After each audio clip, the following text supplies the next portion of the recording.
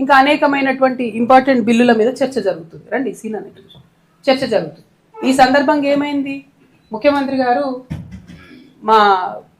నేను గతంలో ఉన్న పార్టీలో ఒక గుంటనక్క గారు ఉంటారు, వారిని మీరందరూ హరీష్ రావు గారిని పిలుచుకుంటారు. ఆయనను చూసి నేనేదో మాట అన్నాడు, అనగానే నన్ను అంటవా నువ్వు అని చెప్పి అసెంబ్లీ మొత్తం వాయిదా వేసుకొని వెళ్ళిపోయాడు.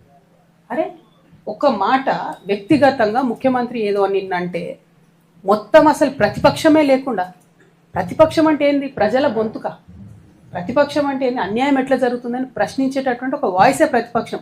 It is not a party, it is a big responsibility. దాన్ని వదిలేసి మొత్తం సభ 5 రోజులు ఎట్లా మీరు బాయ్కాట్ చేసిపోతారు? ఏంది కేవలం హరీష్ రావు గారిని ఒక మాట అన్నందుకు బాయ్కాట్ చేసిపోతారా?